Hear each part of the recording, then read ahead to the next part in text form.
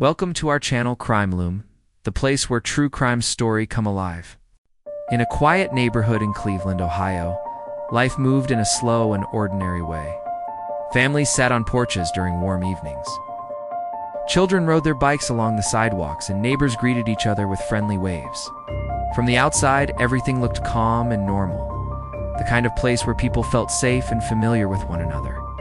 No one imagined that behind the doors of one small house on Seymour Avenue, a terrible secret was hidden.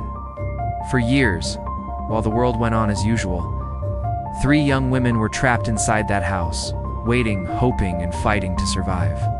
Their story would become one of the most shocking and unbelievable tales the city had ever known, a story of fear, courage, and the long road back to freedom. The neighborhood around Seymour Avenue changed slowly over the years. New families moved in, old neighbors moved away, and the streets grew quieter in the evenings. Most people thought of the area as an ordinary place where nothing out of the ordinary happened. They walked by the houses without noticing much. No one realized that inside one of those homes, 3 young women were living in constant fear. Michelle Knight spent her first months in captivity trying to understand how her world had collapsed so suddenly. Her last memory of freedom was the sidewalk outside her relative's home. After that, everything became a blur of confusion and terror. She tried to stay calm, hoping someone would find her soon. She pictured her young son, imagining his little hands reaching up for her. She whispered his name at night, even when she knew no one could hear her. She told herself that she had to stay alive for him, even if the days felt endless. As time went on, Michelle learned the dark rules of the house. She learned when to stay silent, when to pretend she was strong, and when to keep her eyes down. But she also learned how to hold on to small pieces of hope. Sometimes she heard birds through the window, and those tiny sounds made her remember the world outside. Sometimes she found strength in little things, like folding blankets neatly or counting cracks on the wall. It wasn't much, but it helped her stay grounded.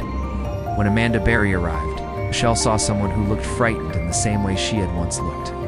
Amanda was younger, full of panic and disbelief. She kept wondering why this happened to her, why she had trusted the wrong person, why her mother had to suffer not knowing where she was. Amanda cried often in the beginning, her voice soft and full of hopelessness. Michelle wanted to comfort her, but they weren't allowed to talk much. Still, they exchanged glances that said, "You are not alone." Amanda tried to think positive thoughts. She remembered all the conversations she had with her mother about staying strong. She thought about her sister, her friends, and the dreams she had for her future. But as days passed, those dreams felt far away, like someone else's life. A year later, when Gina DeJesus was taken, the house changed again. Gina was only 14, the youngest of them all. She couldn't believe someone she knew, someone her family trusted, was capable of such harm. She kept expecting him to suddenly let her go, to realize his mistake, but that moment never came. As the days stretched out, she stopped hoping for a quick escape and started learning how to survive, just as Michelle and Amanda had done.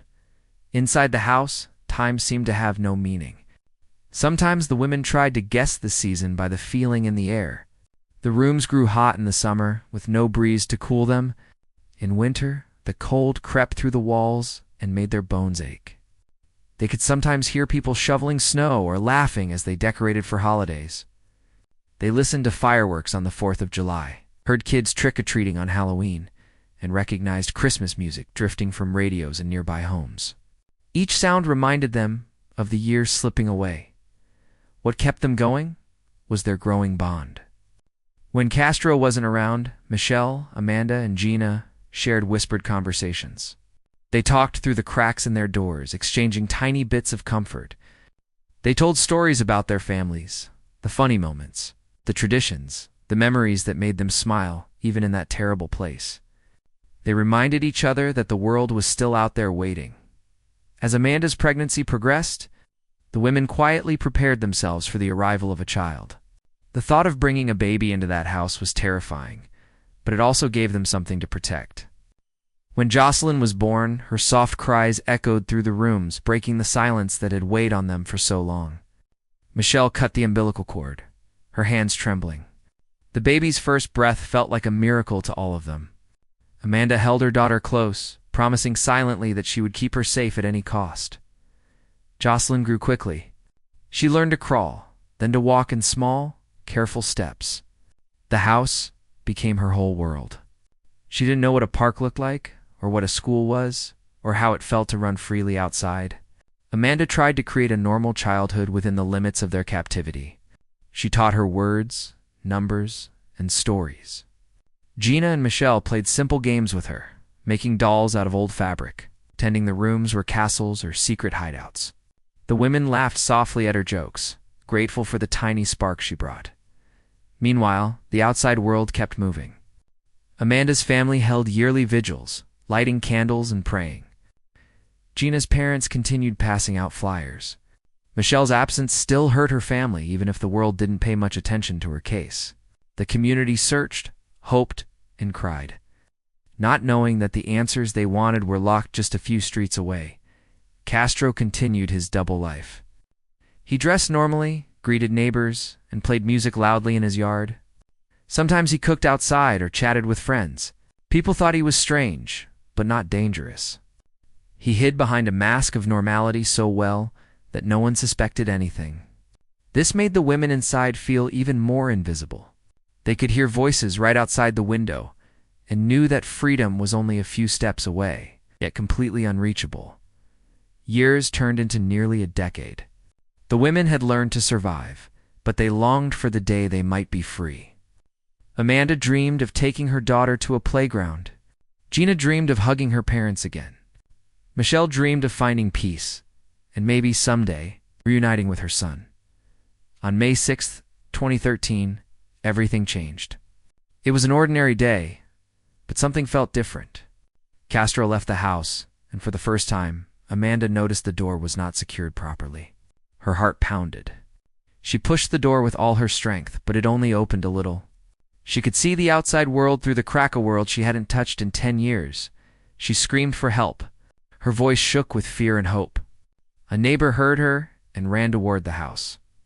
Together they broke the bottom panel of the door. Amanda grabbed her daughter and squeezed through. She ran to a nearby house, shaking, crying, barely able to breathe. When she dialed 911, she almost couldn't get the words out. But she said them, her name, the address, the truth. Police arrived quickly. They stormed the house, calling out for survivors. Gina stepped out first, trembling but alive. Michelle followed, tears streaming down her face. Officers guided them outside carefully, holding their hands, telling them they were safe now. The daylight felt unreal on their skin. Neighbors gathered in disbelief. Reporters rushed to the scene. The women hugged each other tightly, overwhelmed by what was happening. The nightmare that had lasted for over a decade was finally over. Castro was arrested within hours. In court, the women showed incredible courage as they spoke about their suffering. They didn't let him break them again. He received life in prison plus 1,000 years, ensuring he would never hurt anyone again. The house on Seymour Avenue was demolished, leaving an empty lot where pain once lived. People planted flowers and placed memorials to honor the resilience of the survivors. Michelle. Amanda and Gina spent the next years healing. They learned to trust the world again, step by step. They celebrated birthdays, holidays, and small moments of peace. Amanda raised Jocelyn with love, taking her to playgrounds, parks, and schools, places she never knew before. Gina helped missing children and their families. Michelle worked to rebuild her life, sharing her story to give others hope. Their journey did not end when they left the house. Healing took time. Some nights were difficult, and memories returned like storms, but they faced their futures with bravery. They reminded each other that they weren't victims anymore. They were survivors. Their story became a symbol of hope for people everywhere. It showed that even in the darkest, longest nights, the human spirit can hold on to light. It showed that friendship, courage, and determination can survive even the most terrible conditions. And it showed that no matter how lost someone seems, there is always a chance for them to be found again. In the years that followed their rescue, the three women slowly rebuilt their lives, step by careful step. The world that once felt lost to them opened again with sunlight, open spaces, and the warmth of family. They faced challenges and memories that sometimes returned without warning, but they continued forward with quiet strength. Their names, once whispered in fear and uncertainty, became symbols of courage and survival. The empty lot where the house once stood became a reminder that even the darkest places can be cleared away. And though the past would always be a part of who they were, Michelle, Amanda, Gina, and young Jocelyn found new beginnings. Their story lived on not only as a tale of tragedy, but as a powerful message of hope that even after the longest night, people can rise, heal, and step into the light once more. For watching more amazing videos like this, subscribe our channel Crime Loom.